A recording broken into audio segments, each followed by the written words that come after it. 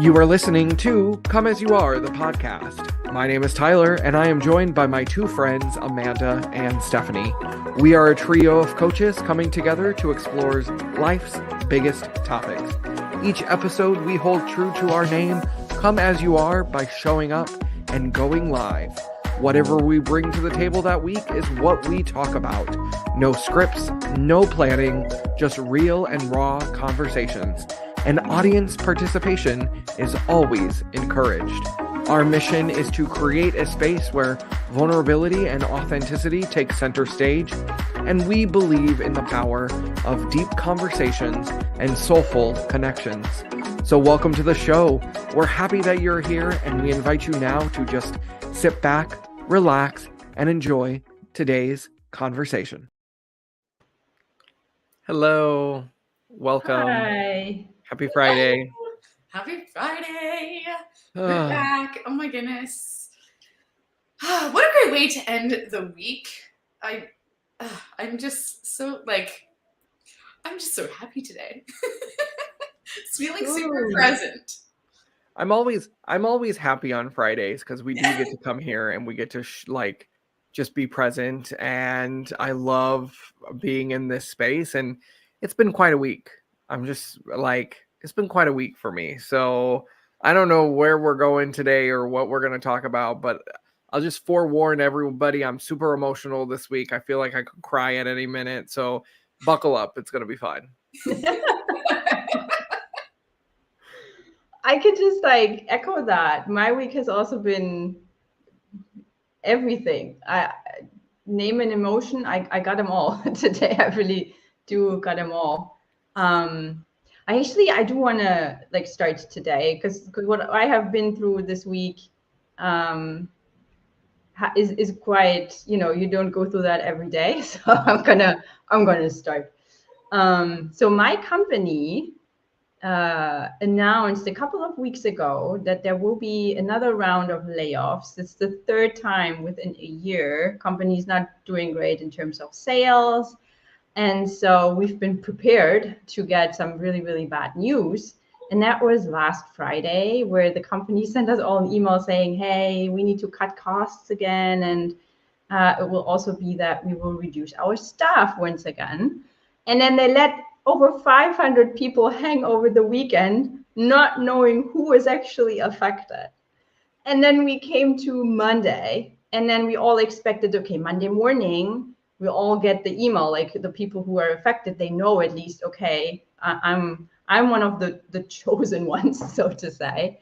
And no one got an email. And then we had this meeting with our manager. We were like, this is an unusual day. We're kind of waiting, and do you know what's going on? And we were told that, yeah, it's going to be around midday. And then when we sat there, no one could really get anything done because, it's very intense, right? You have over 500 people, and you don't know who is going to be affected. And then in the afternoon, I think around 2-ish, was when the first one of my team members in my department started to get the emails. And I also got an email. I have been laid off, and this is I don't know. I feel like it's great. It's a great experience. I've never been laid off before. So now I'm like, yay, I can say that I've been laid off. Yeah, you could, cross this off my list. And no, honestly, I do see this as a big opportunity. I have been not too happy with the kind of work I've been doing. It wasn't fulfilling for me. And I already did have plans to leave this position if I wasn't in this round of layoffs. So I feel that I have manifested the layoff. I feel like I really co-created this with the universe to be laid off at this point in time. So I'm actually really happy. I just said this earlier that I'm probably the happiest laid off person on the entire planet right now, because I know it's not just my company. There's so many companies who are laying off people right now, especially in the tech industry. And yeah, it's fun to be a part of that and see what happens. And for me, really, it wasn't hard. It wasn't even 1 second where I thought, oh, this is a bad thing, or, oh no, the uncertainty now, because I just knew it was time for me. And that's why it was so easy for me to immediately tap into the opportunity, into, oh, that's exciting. Now it's uncertain. Now I get to go on a new adventure, a new chapter starts. So I'm really, really happy actually about all of this. The only thing that I can say that I'm really sad about is that I was working with an amazing team. And I think this is going to be really hard to not see those people so often anymore. So that's something that I'm a bit sad about. But the rest is actually quite okay. So yeah, that was my week, and just this whole process, how the layoffs were communicated to us was so nerve-wracking for everyone, like not knowing what was going to happen, and the whole day you sit there and then you don't know, are they done now or will there be more emails? And people were like starting to check people's calendars for possible suspicious meetings, and it was not a great experience in terms of how the company set it all up. You think by the third time they do know what to do, right? But yeah, sadly, no. We definitely gave them some feedback. Hopefully, they don't have to do this in the future again, but if they do, to organize it a bit better, I guess. Yeah, so this was my week. So it's been like, giving back my equipment, going to the office for the last time. Actually, today I went for the last time to hand in my laptop, and just seeing the people sitting there and working, and we weren't one of them. That was, yeah, it was weird.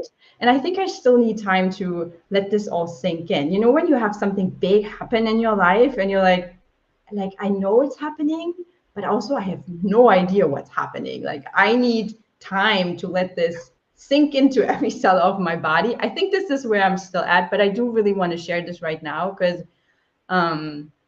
it's happening. And I think there's also some magic in sharing and hearing from other people how what their experiences are, right? Well, first of all, Stephanie, congratulations on being unemployed. Thank you. we joke about that because like you're actually, and you had told us we're not as shocked hearing this news as we probably should have been, because we've been talking about it like behind the scenes, privately for a little while. And so I wasn't super shocked when Stephanie said, "Oh, I got laid off," because she had already told us. But but I think for you, Stephanie, I think it's so fantastic because you're seeing this opportunity as like, okay, this is opening my door to something else, to something bigger. And I just love this idea of like, you weren't happy at your job. It was causing you a lot of stress. It was causing you to question lots of different things and whatnot. And you've been given an opportunity to go, okay, let me figure out what my next move is going to be. And so many of us, I think, actually would love to secretly be in that position of like being like, okay, I'm going to get laid off. And then it's like a ticket to freedom. It's like, okay, where do I go from here? And I'm celebrating you because it's really exciting that you now have like a little bit of a runway to, figure out the next steps and kind of sit and reflect. And I don't know, like I'm in kind of like a similar space right now, like with my full-time job that I have. Like, I really love the work that I do. I'm kind of opposite where Stephanie was like feeling real frustrated and like not totally aligned with the work that she's doing. I feel really aligned with the work that I'm doing, but I feel very frustrated. Like, I feel very frustrated being sometimes not in control. Like, this is why I feel like I know I'm meant to be the entrepreneur. I'm meant to be the leader, because like I want to do things my way. And that has always been a Tyler trait. I've noticed this for like a long, long time. I'm a really crappy employee because I always have like, oh, what if we did this? Or what if we did that? Or like, like I want to lead. I want to be the visionary of the group. And I really struggle with like staying in the parameters of like what I'm just supposed to do. Cause I'm like, no, I want to do more. I want to be more. I want to da, da, da. And that's kind of where I'm at right now, where I feel very boxed in at work, and I feel like I'm just not allowing all of myself to come through. And it's weird. It's like I was talking to my therapist about this. Like, I'm fulfilled yet extremely frustrated. And it's a very like fine line to be walking, to be fulfilled yet frustrated. And I think for me it's like I know I can do more. I know that like I have a bigger impact to be putting out there in the world, and right now I just feel really really trapped. And I think this opens up a bigger conversation around jobs and how many people in the world feel that way. They feel like they're being held back, and they feel like they don't quite like go for their full potential because of the safety of the job. And that's me right now. Like, I feel very safe and secure in my job, but held back. And I'm like at that edge of the cliff where the entrepreneur like has to take the leap of faith to go, and I'm scared shitless.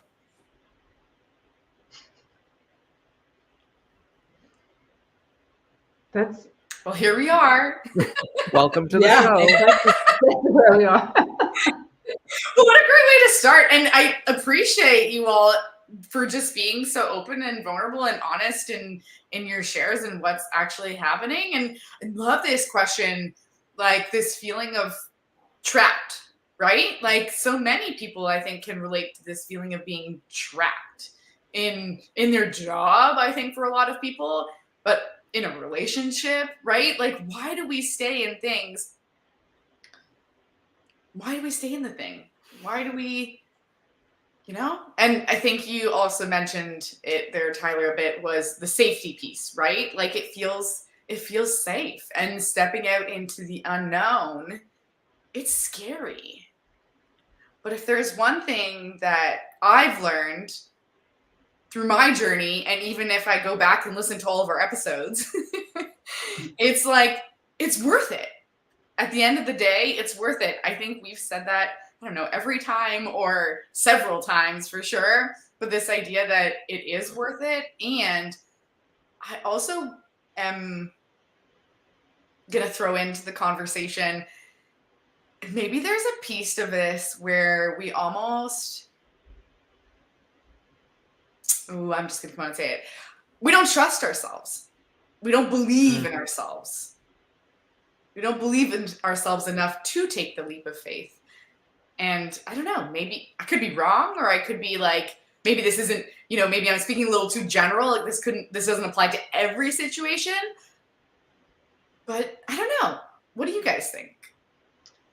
I think there's some truth in that. And I think it's a combination of several things. Like being conditioned, first of all, being conditioned not to believe in yourself. There's layers of excuses and fears that we need to peel off of ourselves to get to the self-trust. Like with every layer, we have more self-trust, because a lot of the things that are holding us back are not even ours, right? It's not our package that we're carrying there, right? It's like other people's stuff. And then the other piece that actually came up in my therapy this week, and I can't believe I'm talking about this because this is so like my topic right now. I haven't worked through it, but it feels really like so on point to bring this up right now, is divine timing.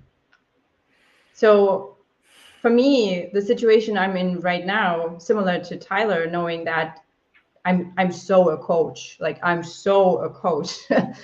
And all these years, my idea was to have, a job, adding the safety to life, and then building a coaching business on the side.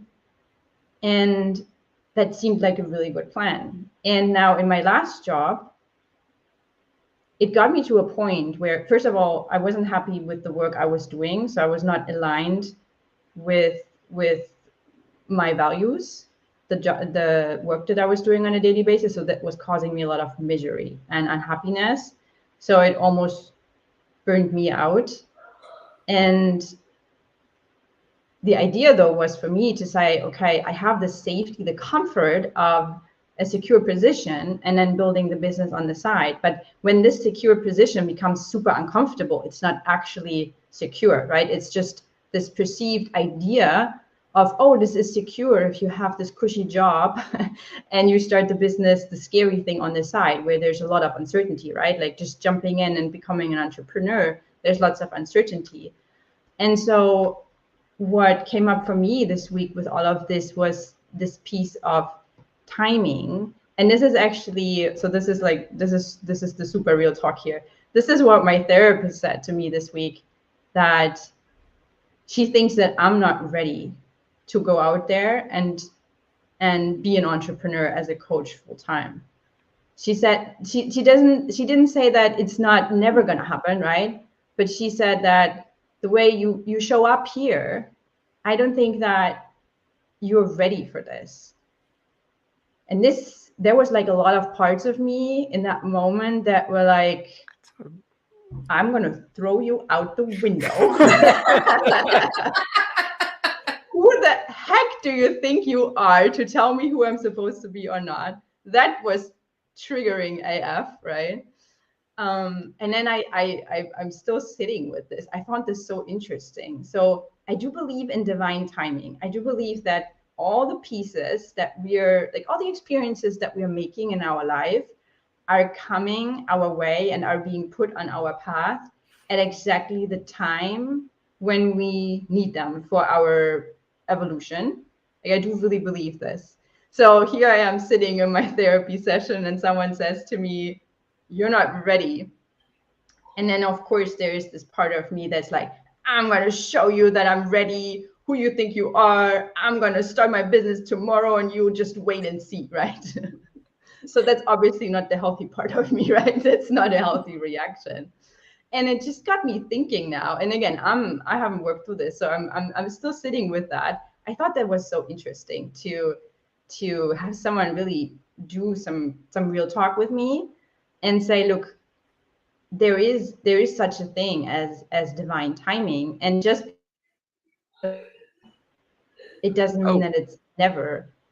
And I think that this is something that we can always make ourselves crazy about. Like, how do I know it's the right time?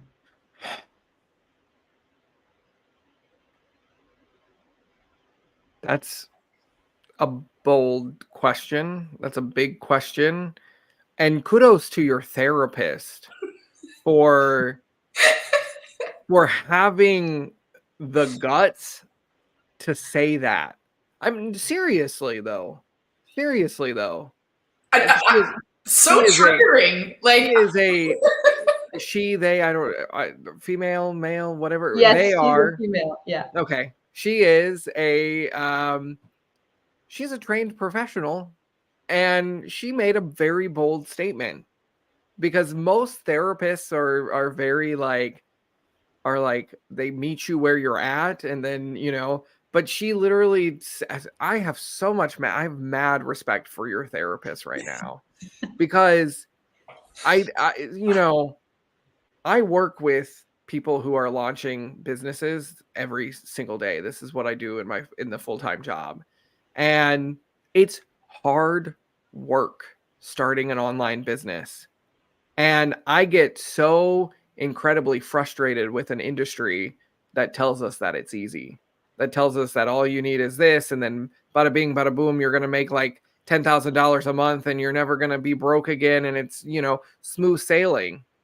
First of all, there's a lot of like actual inner work that you have to do on yourself as an entrepreneur before you make the money, before you make the impact. Before you impact others, you have to impact yourself. And I work with clients every single day who are lovely, lovely humans, but I'm like, they have a lot of inner work to do before they're gonna be successful in the business, because it takes a strong mind, it takes a strong belief, it takes a strong skin to go out there, to put yourself out there, to be vulnerable to rejection, to a lot of people saying no.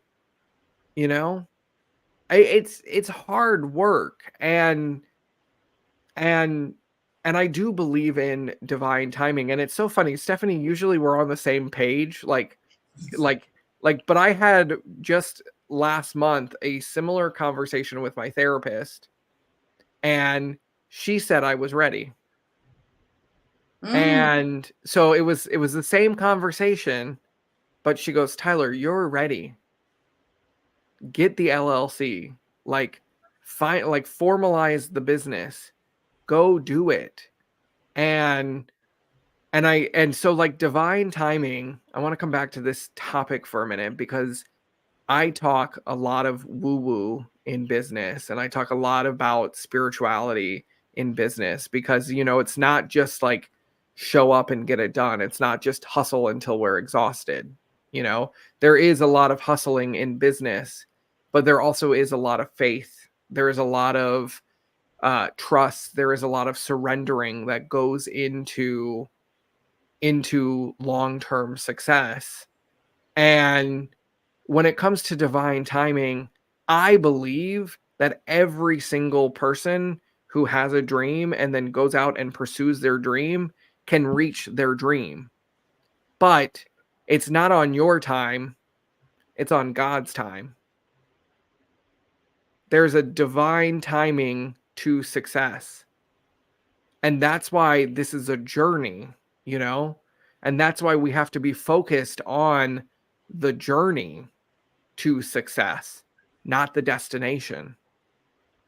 So many of the clients that I work with right now, they're so focused on achieving the dream, achieving success. And I'm like, y'all, you're missing out on the purpose of the pursuit. You're missing out on why we get into entrepreneurship in the beginning. It's not because, you know, we want millions and millions of dollars. Well, maybe it starts that way, and maybe that is part of our drive to pursue entrepreneurship. But like, you get in it and you've got to enjoy the journey. You've got to enjoy the ups and downs. You have to be comfortable when it's really tough. You've got to be okay with struggling. And like every client, a lot of clients that I work with, they want the easy route. They want, because we're marketed the easy route. We're like, oh, just do this and it's easy. Well, okay, yeah, the technical aspect, like the actual setup, easy. You need a landing page, you need a funnel, you need this, you need that. Like, there's certain key elements to running an online business. Doesn't mean it's actually easy to do it. Doesn't mean that once you get it set up, it's just going to magically turn on and you're never going to have to look at your business again, and you're never going to have to like work on it. I mean, come on, people, wake up. Wake up. It is like, that's not the reality of business.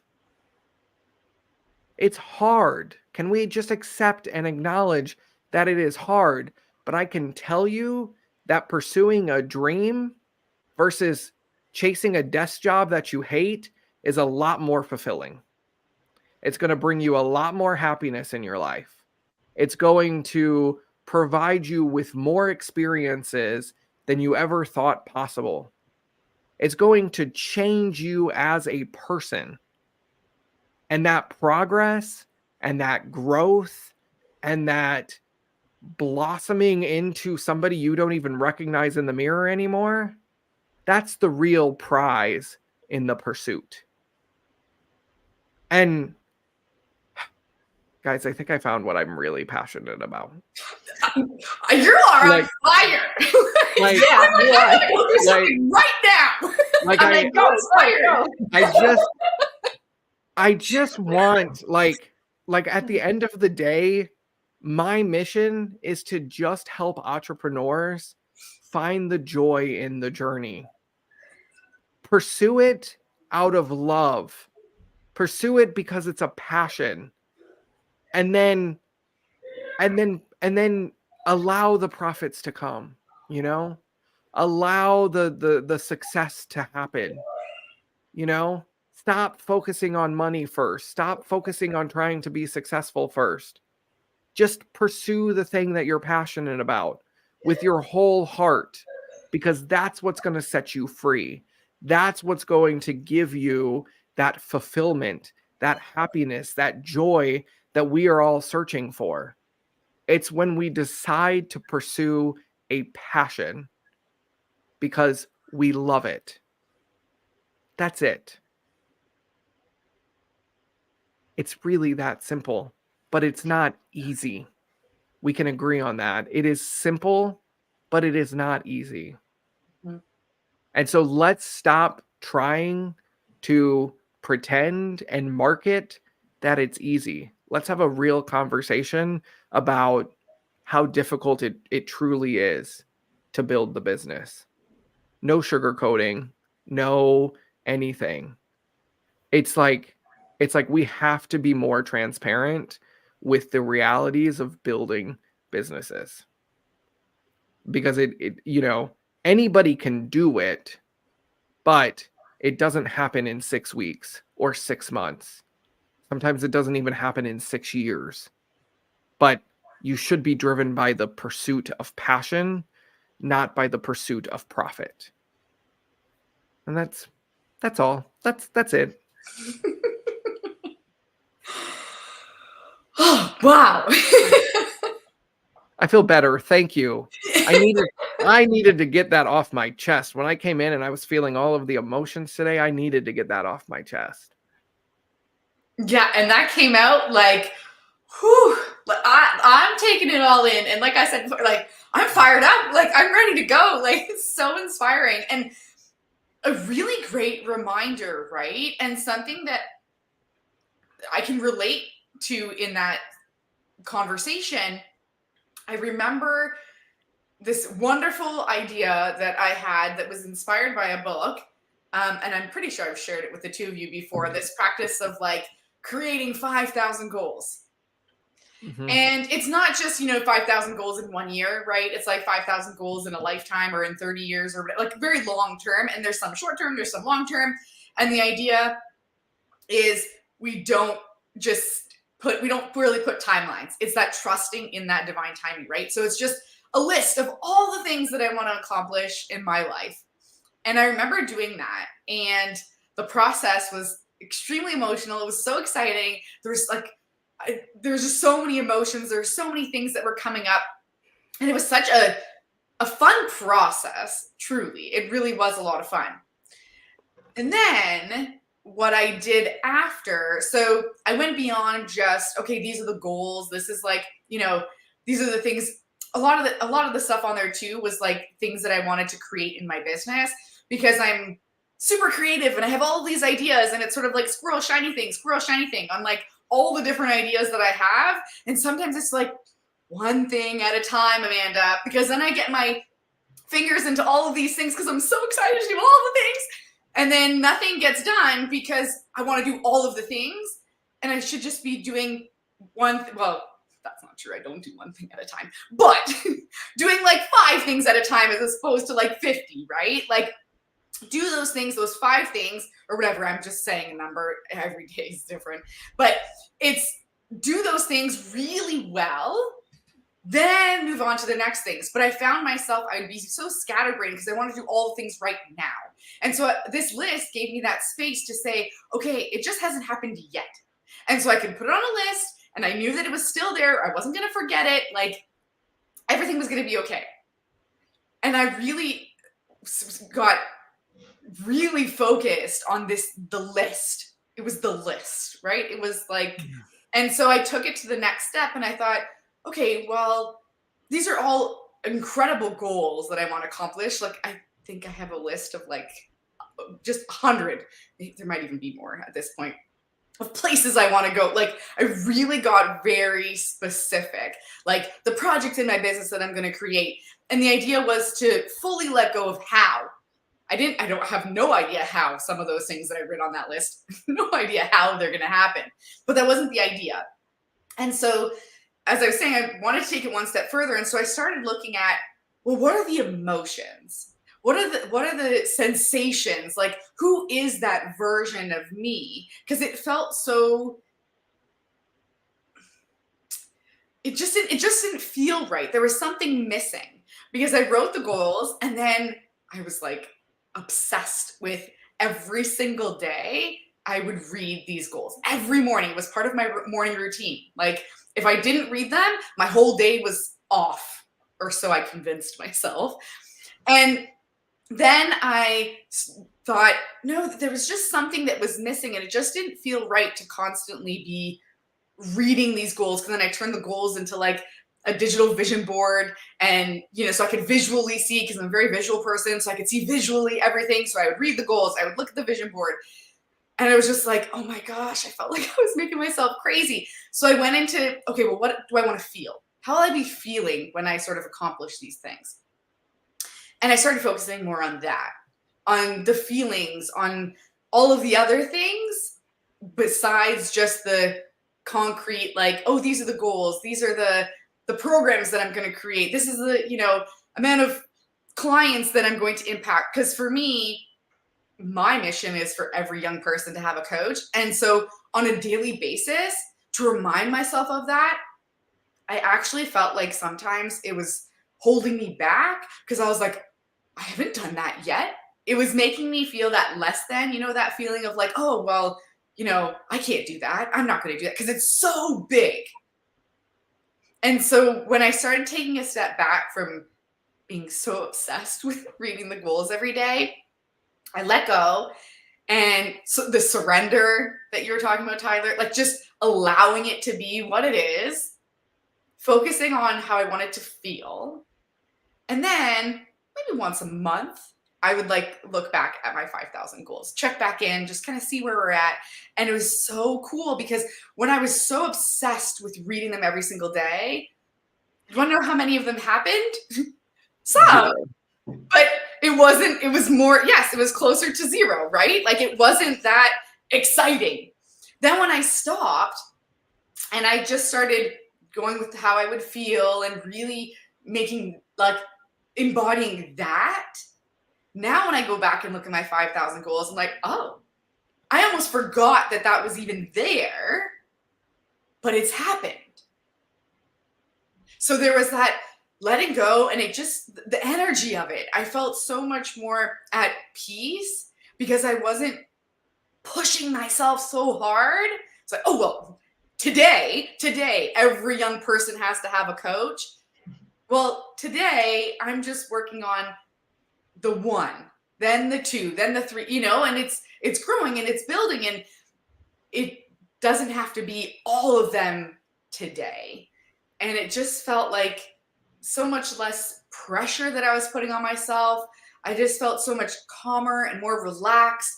My energy just completely shifted. I even had some friends and family members be like, what are you doing different? Like you look different, you sound different. I'm like, I don't know. And that was the only thing that I could make the connection, because otherwise, like, I very routine in my mornings. Like I have to have my morning routine. And before, it always had to have the 5,000 goals. Now it's like, if it happens because I feel like it that day, fine. But there isn't this pressure that I'm putting on myself anymore. And it's shifted so many things for me. And so I think we can get too focused on the goal. Like all of that to say, we can sometimes get too focused on the goal. The goal. And my experience was, and I would say maybe for a lot of us, right? We have big goals if we allow ourselves to go there. We have big goals, we have big visions. And sometimes that can be a little scary and intimidating. And I think that's where I was going before when I was saying, that belief in ourselves, right? That when it's so huge, it can be a little scary. And it's almost that thought of, can I actually do that? Is that actually possible? And when we let go of that and like really step into the being and being present and allowing, and as you were calling it, Tyler, this like the passion, right? The passion, the purpose, like focusing on that instead, it changed everything. And I think it makes a big, I don't know, I feel like that has made such a big difference for me. And I hope that this is valuable for others, because we are sold, we are taught, or we are, even in my coaching programs with my clients, right? Let's create some goals. Like we're so goals, goals, goals. And even as coaches, it's all about the goals, right? Like, and it makes sense. And I'm not saying don't have the goals. I mean, I still have my 5,000 and it's growing every day, but that's not the focus. And I think that's why that really came up for me as you shared, Tyler, because I feel like that's what you're really talking about, right? Like we're not like tunnel vision on, okay, the goal, right? Yeah. Well, and I, as you were talking, for example, like so many new entrepreneurs and anybody, what doesn't it, I'm gonna actually branch out from entrepreneurs. I'm gonna like just anybody who has a new goal, they're so focused on the outcome of that goal. Like, for example, like with a new entrepreneur might be focused on making money in their business. Somebody who is on a weight loss journey might be focused on trying to lose the weight. It's usually something numerical that we're trying to achieve. And it's good to write that down. It is good to look at your goals. But what Amanda was saying about obsessing over the goals and being like every single day, I got to read it. I got to write it down 5 times and I got to, tear it up and rip it up. Like whatever crazy things people do with goals, like it's good to have them. But, again, I'm going to go spiritual woo-woo for a minute here. As Amanda was talking, I couldn't stop helping but thinking about abundance and thinking about like manifestation and what happens when we do surrender and we say, okay, I have these goals and I don't know how it's going to happen or when, whatever. I just know that they're going to come true, and I surrender to the universe and I begin to manifest. To me, I think that is actually how we manifest. Instead of becoming so obsessed with the every single day singular detail, we surrender to the universe, we put it out there, and we say, okay, this is what I want. This is my desire. This is my goal. And we have it obviously thinking about it. Like, for example, I've been thinking about the Oscar that I'm going to win since I was like 7, I don't know how I'm going to win an Oscar. I don't know what that's even going to look like. I don't care. I just know someday in my life, I'm going to be at the Oscars and I'm going to be able to walk the red carpet and be in the room. And that's just something. I'm manifesting that. I don't know how it's going to happen or when. I don't care. It's part of my life journey, And again, I think that's what we're at here. And, I want to bring this full circle here, because we started talking about jobs and we started talking about careers, and Stephanie gets to celebrate this week because she was laid off, and that's exciting. And it's an opportunity for Stephanie to, start to head in a new direction, make a change, do something new, do something different, whatever that looks like for Stephanie. And, our jobs become such a huge part of our identities.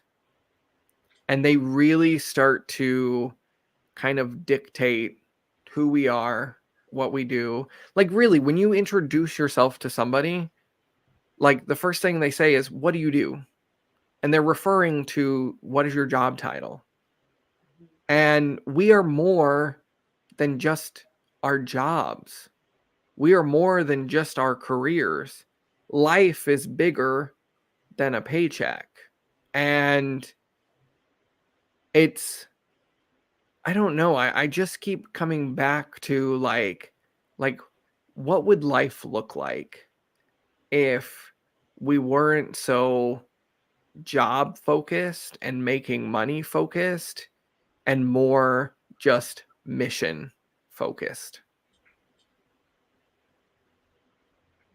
I like this question. I really like it. You know, something that I've also that came up for me as you two were sharing is having expectations. You know, when you're someone that, for example, like you were sharing, Amanda, having all these goals and you go through them. And I guess when you were doing this daily, you just have this, I guess, unconscious expectation. Oh, I can cross something off, but here I am today and I didn't cross off anything yesterday. I don't cross any off today. So something's off, right? Something's not right. I'm doing things wrong. I'm not making the effort.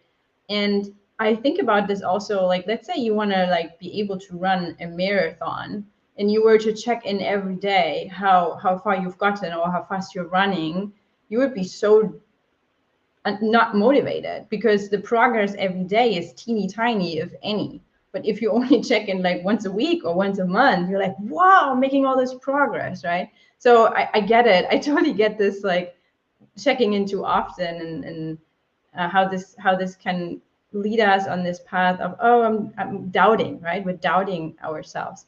So I would say that we need to let go of the expectations, whatever they are, and I just heard this the other day, trade our expectations for appreciation.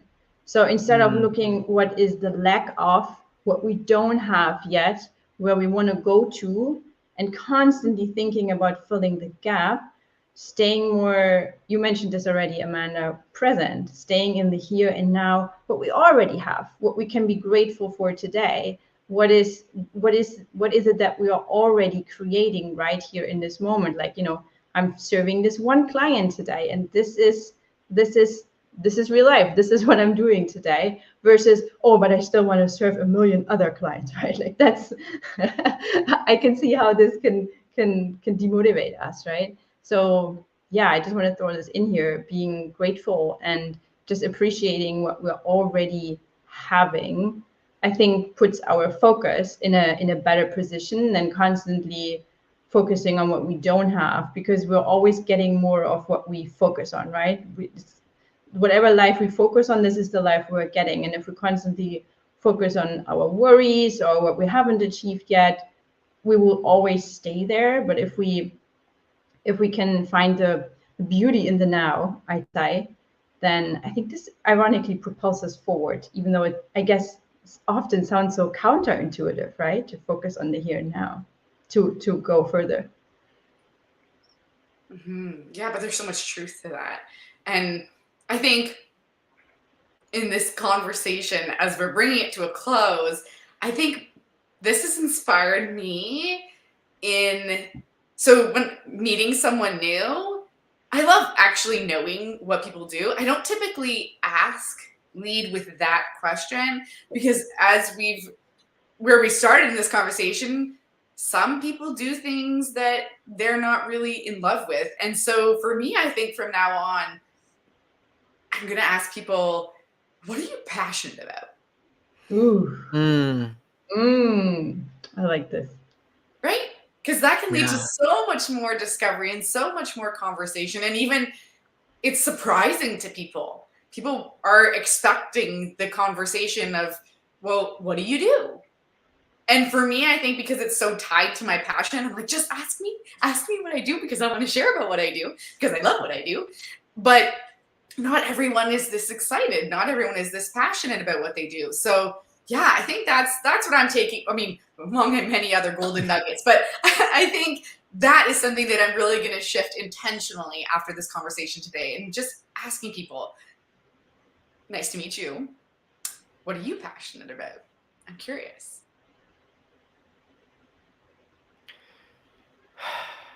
That brings me so much joy. Seriously though, like I am passionate about passion, you know?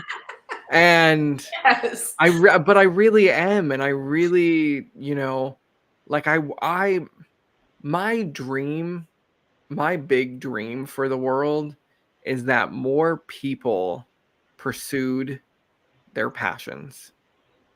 Yes. If more people, even if it was like a side hustle project, come home in the evenings, like even if it was just more of that, like I'm going to be a weekend passion projector type of person, just think about how much more joy we would have in the world.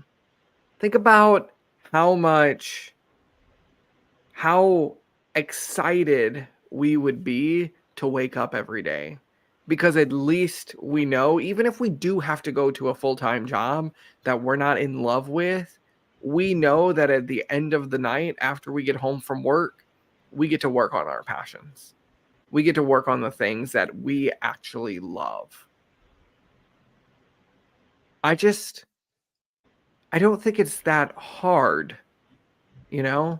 I really don't think it should be that difficult to allow passions to come through, to allow what you love to take center stage in your life. And again, it really just comes back to, are we being intentional with how we are creating our life and how we are designing? Because you do, and we've talked about this a lot on this show, you do have control over how you live your life. You have the power of choice.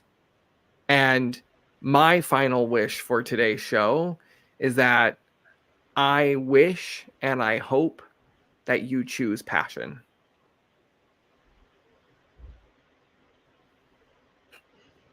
I'm like about to explode.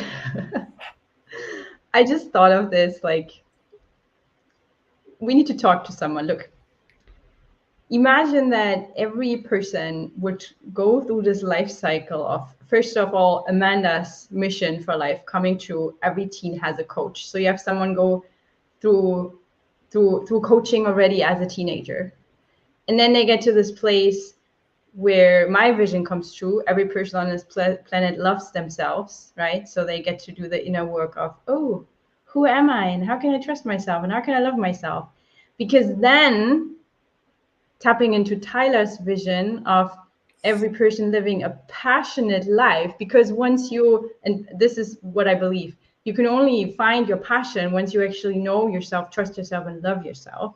Mm-hmm. And then this person goes on the quest of pursuing their passion and tapping into that. Like, can we speak to someone to put us in charge of like human life cycle? Yeah. Like, isn't that an amazing plan for this planet? Like, imagine all our visions coming true, and every person has a coach as a teen and loves themselves and does the things they're passionate about. I'm like all rainbows and butterflies right now. So this is what I will leave everyone watching and listening with right now. Imagine a world where all of our three visions would be a reality. Oh gosh, I would be so happy. So if you're listening, and someone out there, if you're listening, if you know who we can talk to, if you know someone, please let us know. Put us in charge.